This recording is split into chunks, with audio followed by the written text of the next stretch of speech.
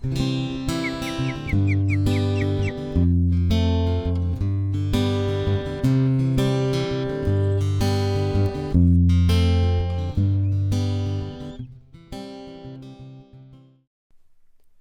and welcome to the channel. This is a fact file on the Eurasian hobby.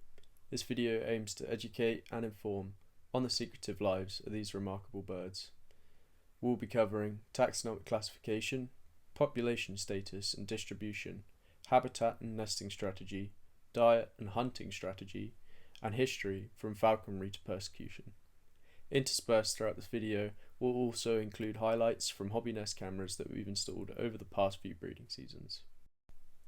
Much is still not known about these enigmatic birds, but hopefully by the end of this video you would have gained some interesting insights that you may want to share with others who share your passion in learning about the natural world.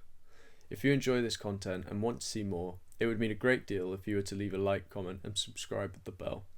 This will enable us to do more conservation, educate more people about the environment, and inform us of the content you'd like to see more of in the future.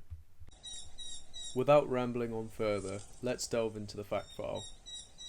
The hobby, or Falco subuteo to use its scientific name, is a small to mid-sized raptor and bird of prey.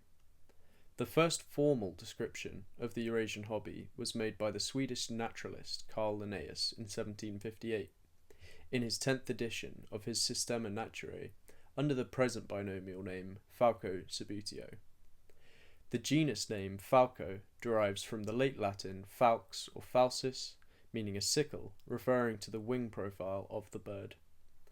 The species name subuteo is from the Latin sub, meaning below, less than, or under, and buteo, meaning buzzard. The species' English name comes from the Old French obe. The entire classification of the Eurasian hobby is as follows: domain, Eukaryota; kingdom, Animalia; phylum, Chordata; class, Aves; order, Falconiformes; family, Falconidae; genus, Falco; species, subuteo.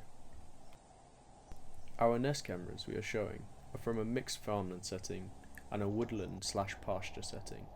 Both recorded video, one during one of the hottest summers ever recorded in the UK in 2022, and the other one of the wettest summers ever recorded in the UK in 2024. The food availability in both of these seemed to be less abundant than average. Falco subuteo can be differentiated into two distinct subspecies based on geographical location. These are as follows: Falco subuteo, which will be the main focus for this video, is found across Europe and Western Asia. Falco subuteo streichi, described by Ernst Hartet and Oscar Newman in 1907, is slightly smaller in size and is a resident species from Myanmar to South China and North Indochina. Other subspecies are proposed but not widely confirmed to be distinct. This is because their geographical distributions overlap and interbreeding does frequently occur between them. For these reasons, we won't be discussing the proposed subspecies in great detail in this video.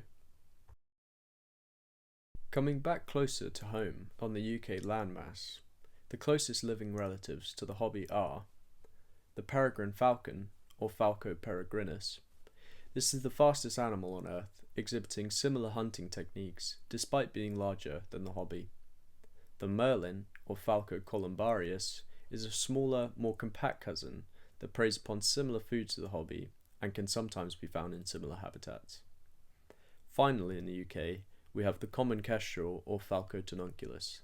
This bird is easily identified by, and well known for, its hovering hunting strategy, by which its neck muscles act as gyroscopic stabilizers for their heads. This allows their eyes to remain perfectly stable while scanning for prey on the ground, even in high winds. The identifying features of Falco subuteo are blue-grey upper parts, which are contrasted by white and reddish-brown underparts.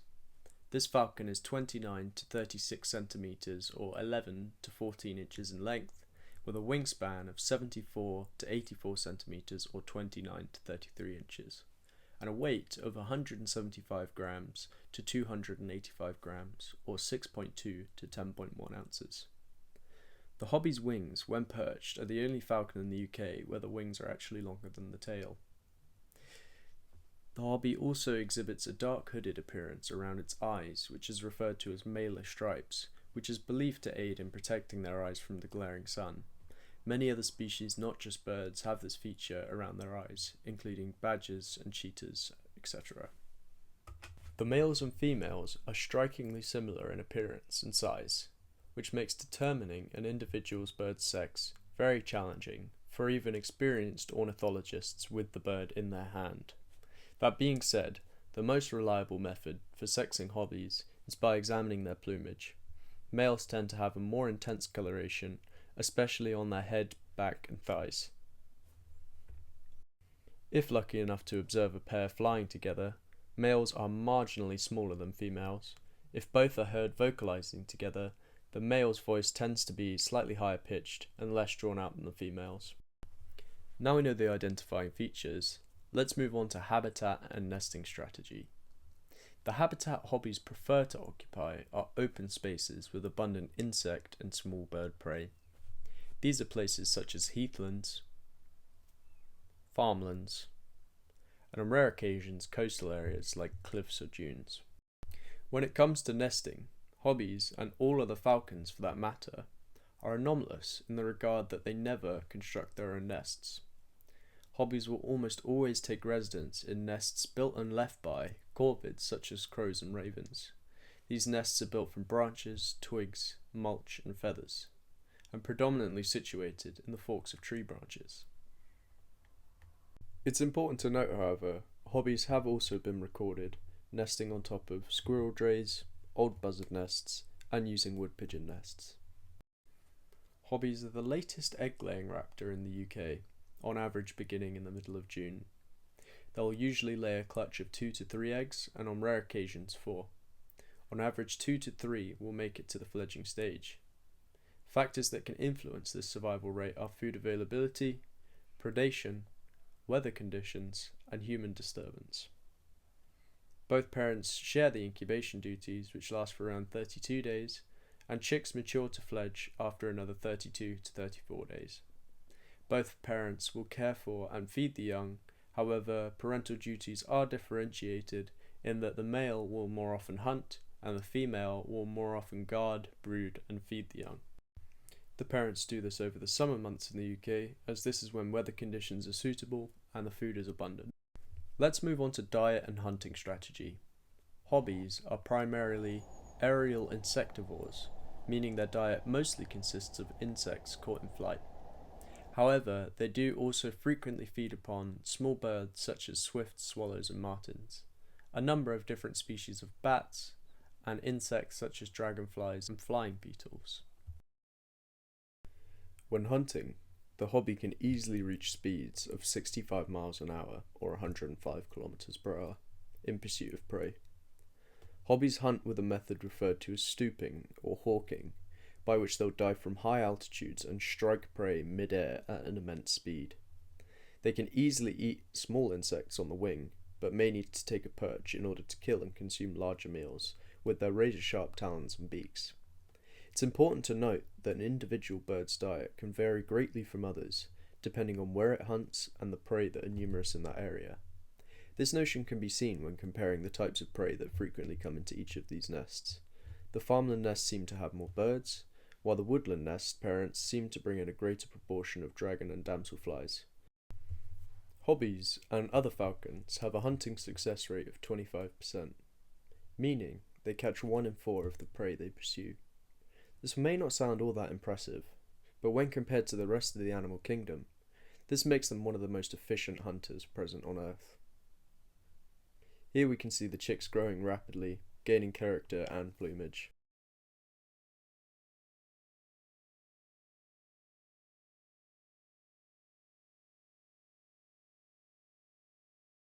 Eurasian hobbies are migratory birds. This means that they have a breeding ground in the summer months in the northern hemisphere, and a wintering ground in the southern hemisphere. Food availability is scarce in the northern winters, so they travel south to find food and better weather. The timings of these migrations are dependent on favourable weather conditions, but generally speaking they leave their breeding grounds in late summer to early autumn and return in springtime. Fascinatingly, the route that they take has been found to be almost exactly the same both ways. What remarkable navigation this is. It's believed that they're able to memorize prominent features on their route and detect Earth's magnetic field. In other words, this is like them having an internal biological compass built into their brains. That being said, bird migration is still not entirely understood, and it is possible that their navigation is more complex and involves more variables than science is currently aware of. Now let's look at some transient visitors to our nest cameras. First, we have a greater spotted woodpecker, Dendrocopos major.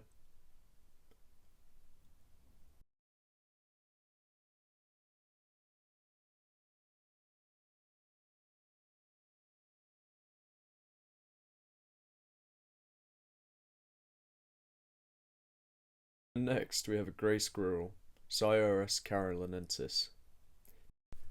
Finally, we have the Eurasian sparrowhawk, or Accipiter nisus. This bird was recorded watching the nest on 3 occasions, waiting for the right time to strike. The final topic I'd like to discuss is man's history with hobbies, through falconry to persecution to destruction of suitable habitat. For centuries, since the medieval period, humans have taken part in falconry. This is an activity that once in years gone by was reserved for nobility and gentry.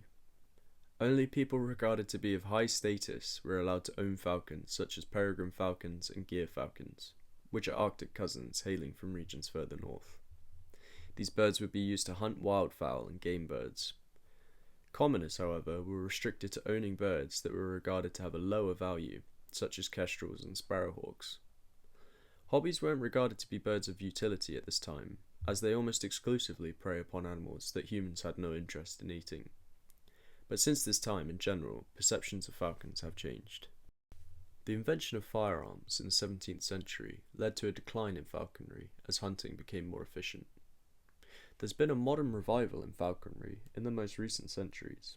However, nowadays this is regarded to be a pastime rather than a means of survival. Game shooting is a practice that has occurred on private estates for centuries. This is regarded to be a sporting activity where beaters drive game such as pheasants and partridges towards a line of people ready to shoot them out of the air. In terms of habitat, for thousands of years humans have been altering the natural landscape in the UK and around the world. It's widely accepted that one of the main changes that humans have caused is deforestation. This may have increased the open area of spaces for hobbies to hunt. However, the rise in modern intensive monoagriculture farming, with the use of pesticides and artificial fertilizers, is understood to be having a damaging effect on the prey hobbies consume. Presently in the UK, the hobby population is doing okay, and when looking at Europe as a whole, the conservation status is of least concern. But will this remain so with less invertebrates to feed on? I think it could be easily inferred that humans are having a detrimental impact on the suitable habitat for these birds to subsist. One thing we at Wildlife Windows and others are trying to do is to produce artificial nests that resemble that of a corvid. Hobbies don't notice a difference and will happily use them to raise a brood. This will hopefully lower the likelihood of a shortage of suitable nests for these birds to use. Unfortunately, the game of life is very unfair, and only the fittest survive. This can be shown by the following footage. The parents of these chicks have been raising them for the whole breeding season, and here we can see how efforts can be thwarted in an instant.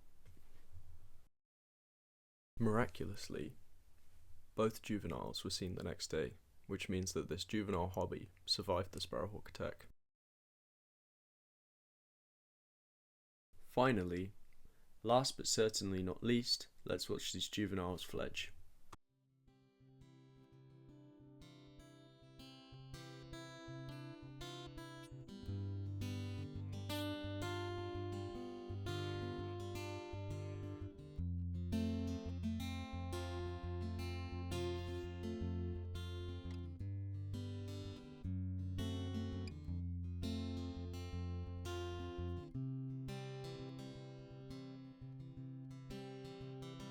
Thank you so much for watching this fact file. I really hope I haven't chewed your ear off and that you enjoyed it and learnt something new. Please like, comment and subscribe, and share this with anyone you think may enjoy. Take care, happy birding, talk to you in the future.